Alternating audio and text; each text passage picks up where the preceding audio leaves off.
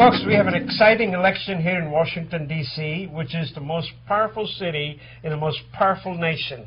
The job of the chairman of the city council is about as important as the mayor of the District of Columbia.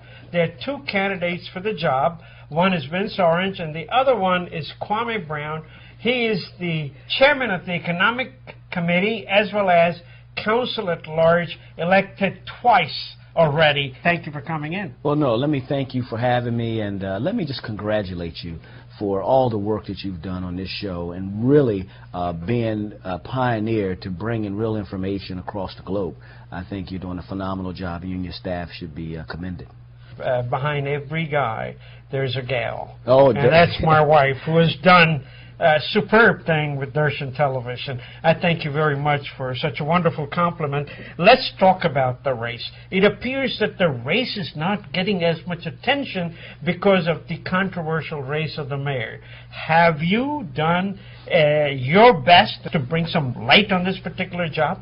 Well, we've been working hard. Our campaign has been working hard. We've been out touching people, and when it really comes to where things are, clearly there's a mayoral race going on, and that's receiving a lot of attention because I believe it's a close election. And then the chairman's race is a very important election. Mm-hmm. We're out touching voters. We're out putting up yard signs, running a grassroots campaign. Mm-hmm. We've been very, very fortunate. We've been blessed. I've been endorsed by every member of the city council except, of course, the chairman who's running for mayor. Mm-hmm. We've all looked at the record and have selected Kwame Brown. Mm-hmm. We've been endorsed by every single organization that has made an endorsement, whether it's the folks over in Ward 3 to Ward 7, to winning the majority of votes in Wards 4 to Ward 8. I mean, that's what people are talking about, from the Board of Trade to the Chamber of Commerce to SEIU to the Laborers, from Democracy DC to the Sierra Club, from the Federal Order of Police to the firefighters. They've all endorsed this candidacy because we bring energy, we bring new ideas, and we bring the ability to pull this city together.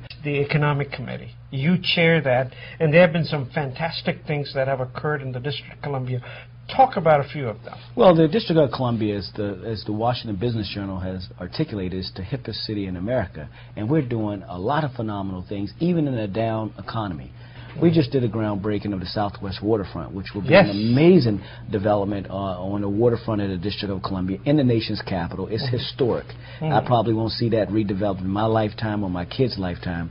But when you start to look at what we're doing in our schools, modernizing every single school in the District of Columbia, it was myself, Chairman Gray, and Mayor Fenty who actually signed on to school modernization to ensure that our school buildings look just like City Hall, which was modernized, to make sure that our kids are going to school in facilities that are up to date and into the 21st century. So you have our schools, our libraries, and our recreation centers, which we're spending millions and millions of dollars renovating and bringing up to speed. You have the Southwest Waterfront, you have the Convention Center, hotel is now off the ground and up and going. Those are the things that residents want to talk about. I chair the Committee on Economic Development, and for the first time, when I got on the council, there was not a grocery store in Ward 8, which is a part of the District of Columbia. Now we have two. We have the largest giant. We have an organic Yes. That's what people are talking about. You guys have a Ray's Steakhouse here, as you know, in Virginia, and we didn't have one, a sit-down restaurant east of the Anacostia River, and now we have Ray's Steakhouse on Minnesota and Benny. Those are the type of exciting things we're doing to bring the city together. Do you agree with Chairman Gray's position that one should take care of the child from age 3 to age 24, that the government should be involved? Oh, yes, I do. You know, I come from a very humble background where my mother and father divorced at a very small age and had an opportunity to live back and forth. I've been working hard all my life.